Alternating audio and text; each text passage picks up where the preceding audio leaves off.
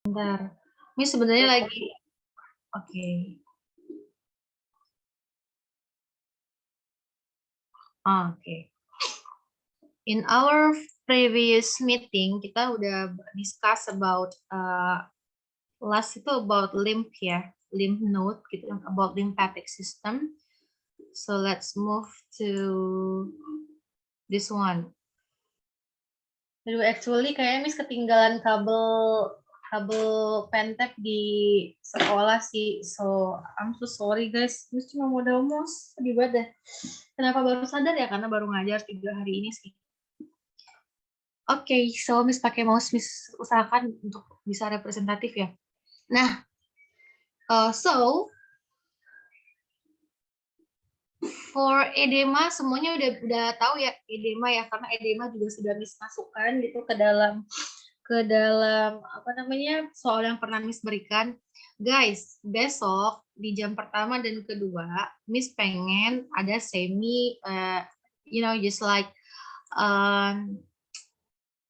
kayak lisan gitu, ujian lisan gitu dari apa yang terakhir Miss berikan tugas. Nah, jadi gini, mekanismenya adalah nanti one by one Miss upayakan itu cukup waktunya gitu ya. Dan Miss akan random aja gitu nanya dengan kalian tentang apapun dan Miss patokan Miss adalah jawaban kalian itu sendiri gitu ya. Jadi nanti Miss akan bagi kelompok ujinya Miss random gitu, terus Miss bagi nanti urutannya siapa jam berapa. Mudah-mudahan cukup untuk 22 ya. 22 kan ya? Ya, benar nggak? 22 ya, benar.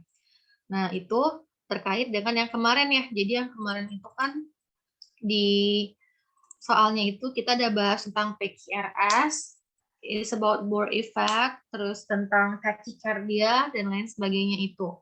Nah, nanti itu yang akan ditanyakan. Sebenarnya modalnya itu aja dulu ya. Itu untuk mengambil nilai aja. At least you know what you write on your sheet gitu ya. Dan buku kalian tuh ada di ruangan Miss loh. Belum Miss balikin semuanya. Sedih banget pas ngeliat buku dia, anaknya nggak ada, mau dibalikin juga nggak bisa gitu ya. Jadi ada tentang PQRSTU, tentang wave in ACG. Sekarang kita lanjut ke sini. Nah, so apa yang mau Miss ceritakan di sini? Transport of respiratory gases between the lungs and respiring tissue. Kira-kira kakak-kakak kan udah pada baca nih. Ada yang mau raise hand nggak kayak cerita? Kira-kira Miss mau cerita apa ya, Miss di sini? Miss nggak pakai video karena memang Miss kita belajar untuk memahami apa yang ada di sini dulu ya. Karena gini, kadang-kadang kan video itu not similar enough dengan apa yang disajikan oleh buku Cambridge kan, sedangkan patokan untuk kalian ujian itu adalah Cambridge. So jangan bosan ya. Kalau udah mulai bosan, boleh alihkan perhatian kemana, tapi terus balik lagi. Karena kalau misalkan nanti ada something missing di sini, kalian akan ya lumayan keteteran juga gitu. So, ada yang mau cerita nggak? Kira-kira mau cerita apa nih tentang transport of respiratory gases between the lungs and respiring tissues? Boleh open mic-nya. Mau cerita apa sih, Miss? Kayaknya Miss Kiki mau cerita ini deh. Miss. Yes, Nadif. Mau tanya, Miss. Malah nanya. Iya, Mang, apa? Nggak, tadi tuh pengen nanya, cuman kayaknya nggak masuk Miss suaranya. Buat yang praktikum itu, setiap tahun tuh fotosintesis apa berat setiap tahun beda-beda ya, Miss? Nah, itu tergantung kebijakan. Jadi kita tuh punya MGMP ya. MGMP itu adalah musyawarah guru mata pelajaran. Nah, tergantung kesepakatan itu. Sebenarnya kalau di yang sebelumnya itu, di yang praktikal sebelumnya itu, kita ada 2, yaitu food test sama making preparing slide gitu. Nah, itu. Jadi nanti anak tuh misalkan 20 nih, nanti secara acak kalian tuh bakal dapat ada yang 10 orang ngerjain ini, 10 orang ngerjain ini, tapi kalian baru tahu tuh ketika di ruangan itu gitu loh, Div. Nah, kalau sekarang karena waktunya terbatas, COVID juga, terus kita juga pengen ngoreksinya sekalian gitu ya. Jadi makanya dibuat integratif dan salah satunya aja sih ada ternyata yang bisa dimasukin semua komponen kimia, fisika, dan biologi itu adalah fotosintesis gitu. Karena kan dia ada reaksi fisikanya, ada kejadian fisikanya, ada reaksi kimianya kan, dan ada juga kejadian biologinya gitu berkaitan dengan selnya gitu di jelas. Oke. Oh, oke, Miss. Thank you, Miss. Ya, jadi be prepare ya. Nah, Miss langsung aja ya. Untuk yang kali ini, Miss tuh akan menjelaskan bagaimana sih sebenarnya eh, pertukaran itu terjadi, respiratory gases terjadi antara paru sampai ke sel-sel pernapasan gitu ya. Yang kita tahu kalau misalkan kita kena COVID itu terganggu sekali itu kira-kira tuh apa sih yang terjadi gitu ya. Jadi kita kalau bicara transport ini kita bicara dua hal sih harusnya sih, oxygen first, and then kita akan bicara tentang carbon dioxide gitu ya. Miss nggak tahu ada nggak lagi? Nah nggak ada lagi. Sebenarnya ini udah mau selesai guys. Nah jadi kita bicara tentang oksigen dulu. Ini ilmu ya. Jadi mendatangi majelis ilmu itu insya Allah mendapat pahala. Nah cobalah kita bahas bersama-sama gitu ya. Jadi di dalam darah itu kan kita tahu ya, komponen yang paling banyak banget itu tuh adalah red blood cells gitu kan ya. Yang mana red blood cells itu contain yang namanya hem atau protein yang namanya hemoglobin gitu kan ya. Hem itu artinya darah gitu ya, globin itu artinya protein kan yang bentuknya globular gitu ya. Nah, jadi kita bisa lihat gitu ya, kalau misalkan hemoglobin itu is a big protein, sangat besar itu si protein ini ya. Nah, terus sebenarnya apa sih yang terjadi gitu? Kenapa dikatakan tuh hemoglobin itu bisa gini? Semakin tinggi jumlah hemoglobin, semakin bagus saturasi oksigennya. Karena memang di dalam darah yang sehat, gitu ya, di dalam blood yang sehat itu selalu ada yang namanya oksihemoglobin, gitu ya. Jadi hemoglobin itu dia akan selalu berikatan dengan oksigen, gitu ya. Nah, seperti inilah kira-kira. Jadi dia carry the way si oksigen ini, gitu kan ya. Terus apa sih Miss ini Miss? Maksudnya Miss?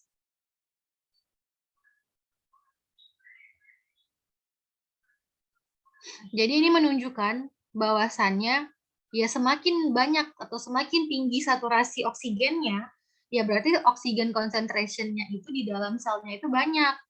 Hal ini relate nggak? Relate nggak kira-kira dengan, oh berarti kalau orang COVID, Miss, terus dipakein penjepit oximeter di ujung jarinya, itu berarti kalau misalkan nilai saturasi oksigennya cuma 89, kan normalnya 95 ya. 95. Nah, berarti itu jumlah oksigen concentration-nya per 100 cm kubik blood-nya itu hanya sejumlah ini. Iya, betul. Jadi harapannya dari mempelajari transport in mammals ini, kalian bisa tahu kenapa orang kalau udah oximeternya nunjukin rate yang sangat rendah gitu, si keluarga bakalan panik dan mencari berbagai macam cara supaya oksigen yang dalam tubuhnya itu terpenuhi.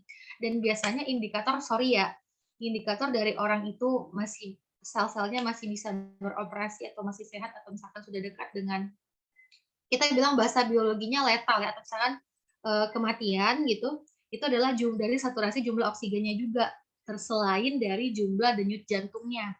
Maksudnya kalau denyut jantungnya normal tapi saturation oksigennya itu sedikit sekali, berarti kan di sepanjang pumping darahnya itu tuh apa ya, sejumlah sel darah merahnya pun sudah menurun gitu kan, meskipun presornya masih kuat. Nah itu juga jadi tanda. Jadi tanda untuk kematian, tanda kematian itu tuh banyak sekali gitu ya. Pertama dari detak jantung, terus dari saturasi oksigennya juga, ya, terus dari kita bisa lihat gitu ya. Kadang-kadang kalian pernah lihat, mungkin kalian pernah merasakan ya, ketika orang itu sehat, bugar dalam artian bugar gitu, beda banget Miss waktu dia bugar gitu ya. Contoh nih ya, guys, contoh. Semua pada dengar kabarnya artis kan ya, Dorce, ya kan ya. Tahu kan ya kabarnya si Dorce? Tahu nggak? Nggak tahu? Astaga. Jadi ada artis ya Dorce gitu kan ya, yang beliau ini tuh ketika sehat itu beda banget auranya gitu. Nah, ketika sakit tuh kayak auto apa ya guys, kayak sel-selnya pun sudah menunjukkan bahwa banyak kematian sel gitu di situ. Jadi udah kelihatan gitu ya, misalkan orang tuh sakitnya udah ringkih banget tuh kelihatan dengan orang yang sakit tapi tuh masih segar gitu ya. Oke. Nah, itu karena berkaitan juga dengan oksigen. Karena kan sesuatu yang ada di tubuh kita tuh supply transportnya itu banyak dengan oksigen. Nah, jadi ini kurva ini bicara itu ya, dissociation curve. Ya Allah, susah banget nggak ada pentep ya. Of human hemoglobin at body temperature gitu. Oke. Nah, di sini ini kira-kira bentuk si globin itu begini nih, globular kan. Dan di sini tuh ada hem group namanya. Nah, hem group inilah yang menahan atau membawa si oksigen itu gitu ya. Kalau untuk edema sudah tahu ya, jadi ketidakmampuan sel-sel lingkungan, sel-sel tubuh gitu untuk blood cell untuk mempertahankan bloodnya sehingga dia rembes ke samping-sampingnya gitu. Oke. Nah, sekarang di sini Miss mau cerita tentang carbon monoxide poisoning. Kemarin sebenarnya kayak sudah deh Miss ceritain ya. Udah belum ya? Belum ya? Oke. Jadi mungkin kita pernah melihat entah itu keluarga kita atau misalkan itu orang lain yang merokok gitu ya. Kenapa merokok itu kurang baik, Miss? Meskipun dan kenapa dibungkus rokok itu udah jelas dilihatin tuh Miss si trakeanya bolong tapi orang masih aja merokok gitu ya. Kalian nggak boleh kayak menghakimi ini orang gini nggak boleh. Mereka hanya tidak tahu gitu. Ketika mereka tahu ilmunya, mereka menyayangi tubuhnya, pastinya mereka akan mengubah pola hidup. Harapannya Miss Kiki ya, nih semua cowok-cowok baik itu cewek juga, kalau misalkan sudah tahu ilmunya di sini gitu ya, jangan sampai kita melakukan hal yang kita sudah tahu kalau itu tidak baik gitu ya guys ya. Itu namanya merugi bukan? Ya kan? Seperti kedelai, salah, keledai gitu ya. Oke, nah jadi apa sih yang terjadi pada carbon monoxide poisoning ini? Jadi gini, dalam kalau kita bicara konteks kimia, carbon monoxide itu misalkan dari struktur kimianya seperti apa kan? Pokoknya ceritanya kita cerita biologi aja ya. Kalau misalkan untuk aspek kimia nanti kalian bisa explore sendiri atau kalian bisa bertanya dengan Miss Kia gitu ya. So carbon monoxide poisoning means carbon monoxide itu if uh, if carbon monoxide combined with hemoglobin and also oxygen in our cell, inside of our cell, maka dia tuh istilahnya gini, si carbon monoxide ini akan menarik si hemoglobin. Jadi gini, anggaplah hemoglobin itu cowok ya, cowok nih. Cowok ini si A ini si Putri ini harus si Romeo ini harusnya sama Juliet misalkan itu ya. Ini perumpamaan aja ya. Jadi si Romeo ini harusnya sama Juliet. Si hemoglobin ini harusnya sama oksigen biar dia tuh sehat di tubuh kita buat jadi oksihemoglobin kan. Nah, tapi datang si pelakor nih gitu ya. Si pelakor datang gitu ya. Nah, dan pelakor ini lebih menarik bagi si Romeo ini 300 kali lebih menarik. Istilahnya itu kayak gue mau cantik kemana-mana, misalkan gitu ya. Nah, jadi si karbon monoxide itu lebih menarik 300 kali gitu ya. Kalau kalian baca di sini nih, kalian lihat nih 300 kali lebih menarik dibandingkan si oksigen. Sehingga apa? Si hemoglobinnya lebih terpikat gitu ya dengan si karbon monoxide tadi gitu ya. Nah, ketika dia bergabung, dia akan menjadi karboksi hemoglobin. Kalau tadi oksigen dengan hemoglobin kan oksihemoglobin, kalau ini karboksi hemoglobin. Nah, ketika dia bergabung gitu ya, forming karboksi hemoglobin, what happened with this one? Sedangkan kita tahu kalau misalkan oksigen itu adanya di sel kita, di respiring tissues misalkan itu. Prinsip dari karboksi hemoglobin ini di sel kita, ketika dia bind atau ketika dia berikatan satu sama lain once, itu sifatnya tidak sama sekali baik bagi sel tubuh kita. Malahan bakal jadi poison. Jadi sesuatu yang di sel kita kalau dianggap poison itu tidak akan pernah membuat sel itu bertumbuh. Artinya gini, bayangin ya, setiap kalian kebanyakan ngisep asap rokok, setiap kalian kebanyakan ngisep gas kendaraan bermotor gitu ya, yang itu tuh kaya banget karbon monoksida, setiap kali itu juga beberapa sel kalian mati gitu. Jadi sifat dari ikatan karboksi hemoglobin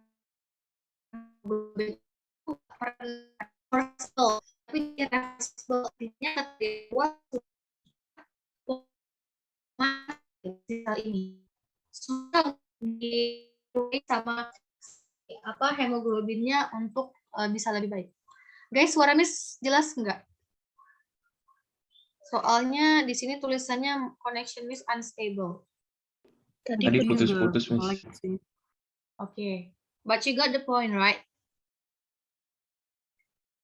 Nah, ini adalah satuan untuk partial pressure. Jadi ada satuan untuk specific gas, itu adalah partial pressure. Nah, di sini ada yang namanya Bohr effect. So, what is Bohr effect? Mungkin beberapa dari kalian udah ada yang baca atau udah ada yang lihat video gitu ya terkait dengan Bohr effect. Jadi Bohr effect itu adalah kecenderungan. Kira-kira kalau ada CO2 nih di darah itu gitu, kecenderungan dari oksigen concentration-nya akan terganggu nggak terhadap hemoglobin gitu ya. Jadi ada saturation of hemoglobin with oxygen percent, and then oxygen concentration ini kPa, kilopascal, itu adalah satuan unit untuk oxygen concentration ya. Nah, jadi di sini kalau kita lihat kita harus analisis ya si grafik ini. Ini PO2 in lungs, ini PO2 in respiring tissues. P itu maksudnya adalah partial pressure. Jadi ketika di lungs, kita bisa lihat di sini, saturation of hemoglobin with oxygen-nya tinggi, maksimum. Nah, ketika di lungs ya, jadi ketika di paru-paru itu semangat banget nih, banyak banget oksigennya gitu ya. Nah, ketika di respiring cell, ini yang menentukan. Jadi, ketika dianya oksigennya kaya, kurvanya akan, ya ini, normalnya kurva itu adalah ini gitu ya. Tapi ketika misalkan dia ada CO2-nya increase, artinya misalkan kalian terpapar dengan smoking gas atau misalkan dengan asap kendaraan, maka dia akan menurunkan partial pressure dari si oxygen concentration baik hemoglobin concentration-nya juga. Nah, dan itu tuh dinamain Bohr effect. Jadi Bohr effect itu tuh katakanlah pengaruh bagaimana oksigen itu kerilis kalau ada CO2 di situ gitu ya. Oke, singkat ceritanya itu. Nah, sekarang tadi kita udah bicara tentang oksigen, sekarang kita bicara tentang carbon dioxide gitu ya. Kalau misalkan Miss kecepatan, raise your hand, bilang Miss lebih slow down Miss gitu ya. Kita nggak pakai video, kelihatannya mungkin akan membosankan, tapi please standby gitu ya di depan sini. Nah, carbon dioxide itu bagaimana sih di dalam red blood cells itu? Karbon dioksida gitu ya, itu tertransport di dalam darah di mana-mana adanya gitu. Baik dia di plasma maupun di red blood cells dia ada gitu. Tapi dalam bentuk apa? Kalau tadi kan kalau di darah oksigen itu tuh bisa kita transport dalam bentuk oksihemoglobin. Artinya dia harus berikatan dulu dengan hemoglobin baru dia bisa hilir mudik gitu ya. Dengan red blood cells bersama hemoglobin. Nah, kalau carbonic anhidrase kalau carbon dioxide itu dia dalam bentuk ion, hydrogen carbonate ions. Jadi kita tahu kalau plasma itu tuh kan bentuknya tuh adalah air gitu ya. Nah, ada CO2. CO2 kalau ditambahkan dengan air dibantu dengan carbonic anhidrase itu akan membentuk HCO3 2 plus H+. Jadi hydrogen carbonate, ini hydrogen carbonate plus 1 ion H+ gitu ya. Nah, kalau berdasarkan ilmu tentang enzim, reaksi ini reaksi apa ya? Katabolism or anabolism? kira-kira? Ada bantuan enzim? Apa kira-kira? Katabolik atau anabolik? Ayo. Ayo. Something plus something dibantu dengan enzim making something. Berarti ini reaksi pembentukan. Kakak-kakak harus ingat, ini nanti juga akan digunakan untuk ujian. Kalau dia reaksi memecah, katabolik. Kalau dia reaksi membentuk adalah anabolik. Mana dong suaranya? Kok pada matiin kamera ini?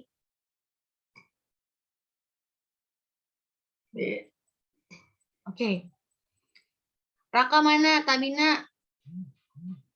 Vanessa, Farel? Oke. Nah, jadi ada enzim yang namanya carbonic anhidrasa. Jadi nanti kalau misalkan di structure question itu biasanya akan ada bla bla bla bla plus bla bla, terus nanti ada panah. Nah, di sini nanti kalian akan isi gitu ya, itu kalau soalnya kalau nggak salah gitu. Ada enzim yang namanya carbonic anhidrasa yang mengkatalis reaksi ini gitu ya. Carbonic anhidrasa ini adanya di dalam red blood cell. Ingat ya, enzim itu adanya di dalam red blood cell. Jadi dia nggak ada di plasma, nggak ada di mana-mana. Tujuannya apa? Tujuannya adalah untuk mengambil satu komponen, membuang satu komponen, membentuk satu komponen gitu ya. Nah, terus apa lagi yang terjadi? Tapi ada lagi yang namanya karbaminohemoglobin. Karbon dioksida plus amino plus hemoglobin. Nah, sekarang di sisa waktu kita, gitu ya, coba kita lihat gambar ini deh. Set. Apakah yang terjadi dengan gambar ini? Kita perhatikan, Miss kasih waktu 3 menit ya, sampai 7.47. Ini ceritanya transport oxygen and carbon dioxide between the lungs and respiring tissues. Jadi di sini ada tissue fluid, di sini plasma, berarti ini blood vessels ya. Nah, kira-kira apa sih yang terjadi? Ini katanya in the lung, ini in the respiring tissues. Jadi apa nih kira-kira yang terjadi? Kita bisa bayangkan nggak? Ini tuh hal ini terjadinya di alveolus, guys. Nah, kalau ini dari alveolus seolah-olah mau keluar gitu. Oke, kemarin udah ada beberapa yang nanya, iya kita sampai jam 8. Yang mana yang mau diulang, Meta? Yang itu Miss apa sih? Katabolik, anabolik. Oke, ya Allah, Miss nggak bisa nyoret ini. Kalau katabolik, itu intinya adalah reaksi pemecah. Misalkan nih, kita makan karbohidrat kan, kita makan nasi, karbohidrat itu is a big molecule, right? Nah, dan di sel kita itu tidak bisa, it cannot be produced atau itu nggak bisa digunakan untuk apapun in any other metabolism process.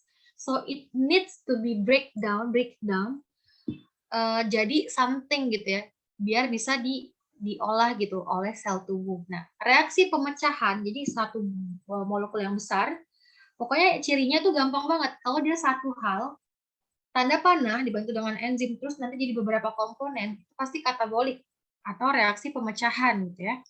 Tapi kalau misalkan dia bla bla ditambah bla bla gitu kan, membentuk bla bla, berarti kan itu kan reaksi pembentukan, making something, sintesis something gitu, membentuk sesuatu.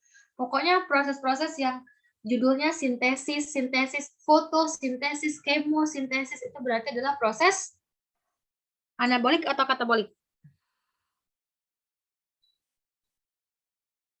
Kata. Anabolik dong. Kan tadi Miss bilang kalau kata itu memecah, breakdown something. Kalau anabolik itu membentuk sesuatu gitu. Jadi kalau misalkan dalam hal ini membentuk makanan ya, kalau fotosintesis itu adalah reaksi anabolisme. Itu ya. Oke, Miss. Thank you. Nanti Miss mungkin akan kasih satu pertemuan kita menganalisis apa sih anabolik dan katabolik itu ya dalam mekanisme metabolisme. Oke. Kita diskusi dulu ini sampai 7.50 berarti. Dilihat-lihat dulu. Nanti Miss tanya satu orang Miss tunjuk buat ngasih opininya. Lalu nanti kita akan bahas sama-sama. Yuk.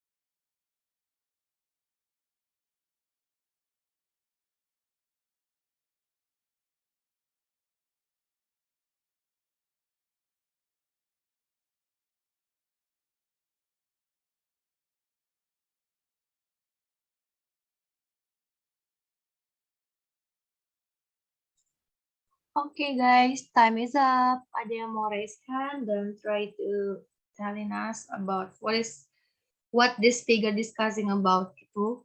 Apa sih yang mau dikasih tahu sama si gambar ini kira-kira?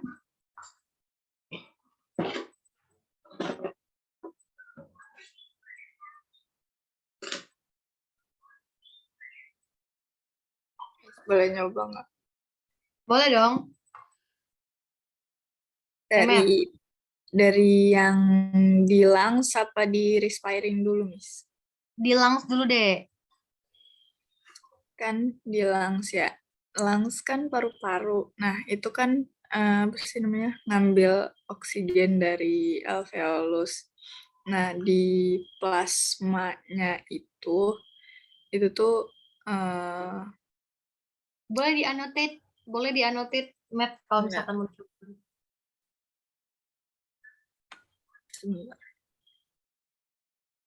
But it's okay. Dari apa sih namanya?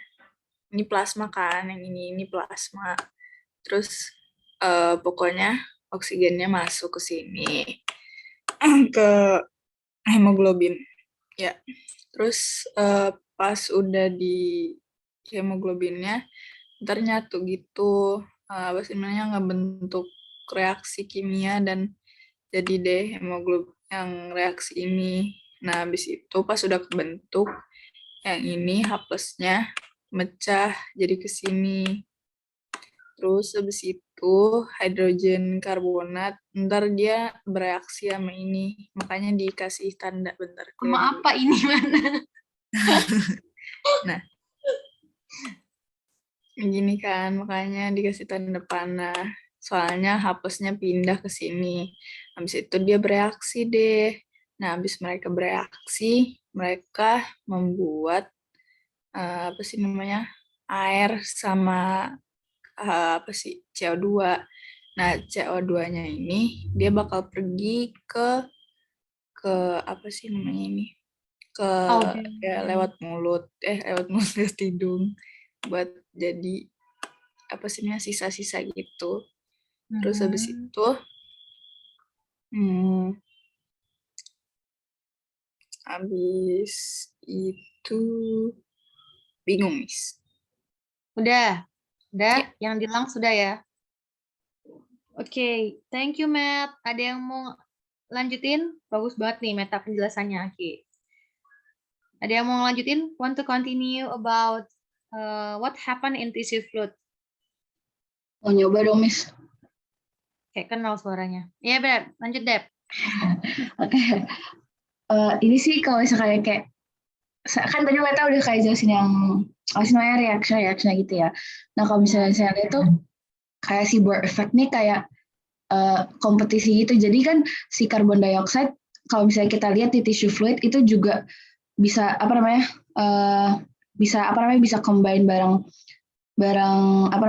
water kan, terus nanti mereka tuh ngubah lagi jadi si oksigennya itu. Nah, itu tuh jadi kayak kayak kompetisi di antara carbon dioxide atau oksigen yang bisa bind ke hemoglobin, tapi itu tuh tergantung kadar oksigennya juga. Jadi kalau misalkan di tissue fluid kan di plasmanya itu kan kadar oksigennya lebih rendah, makanya yang bakalan bereaksi duluan tuh si karbon dioksida daripada si oksigennya, sedangkan di lungs itu kan lebih di plasmanya itu kan kadar oksigennya lebih banyak kan daripada karbon dioksida. Nah, makanya kayak yang Meta jelasin tadi, si oksigen duluan yang bakalan bereaksi, terus nanti yang ionnya pindah-pindah gitu, Miss.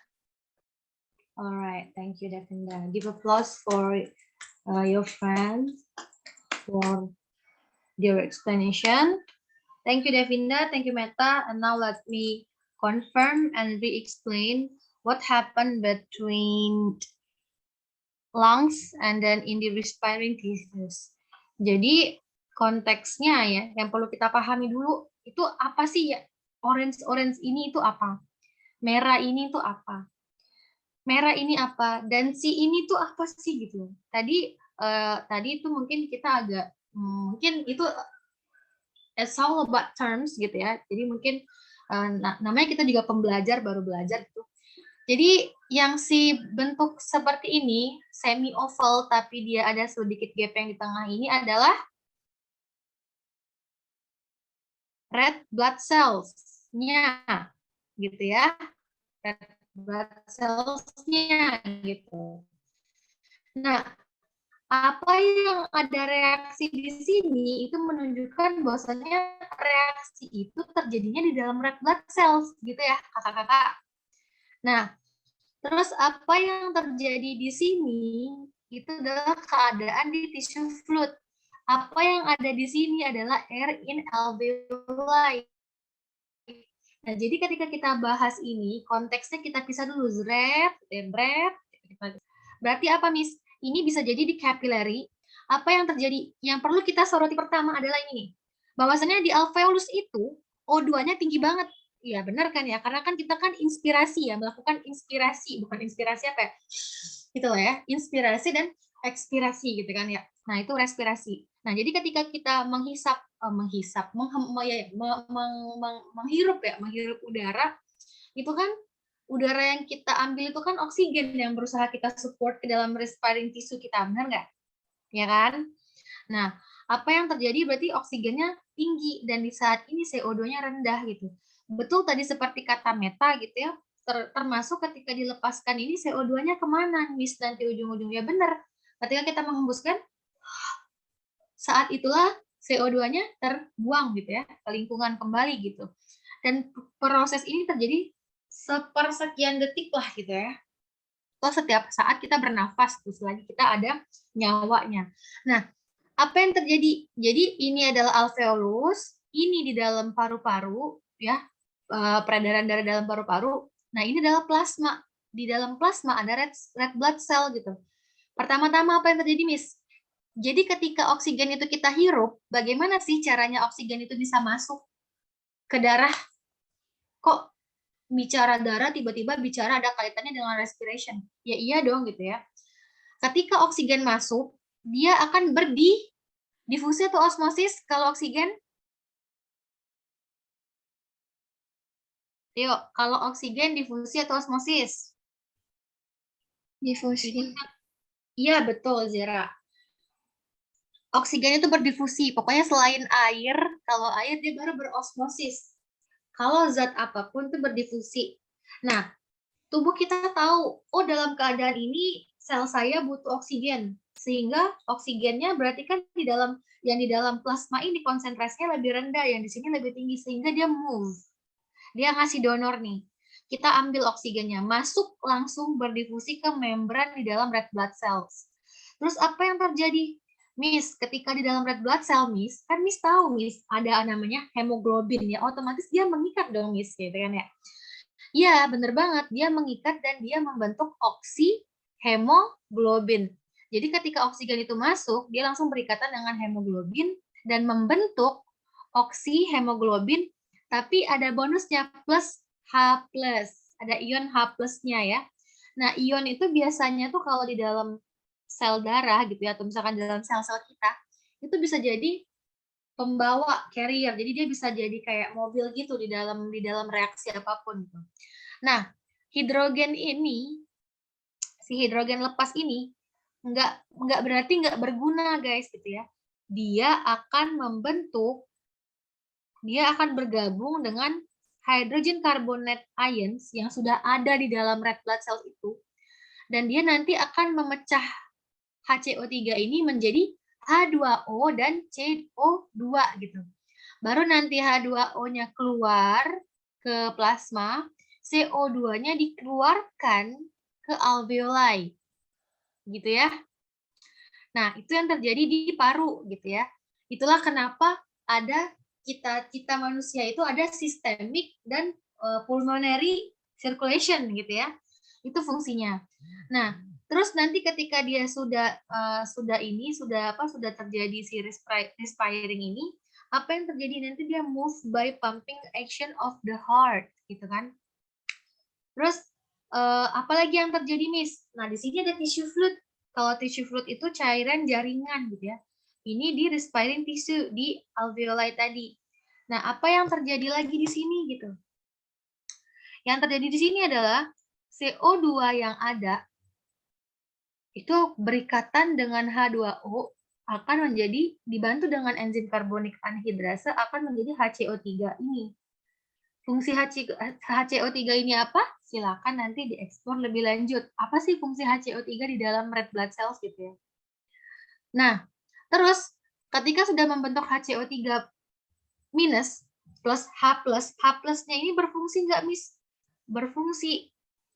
Kalau misalkan kita bisa bayangkan ya, Hb itu punya lengan tuh 4. Kalau iya, punya lengan itu 4.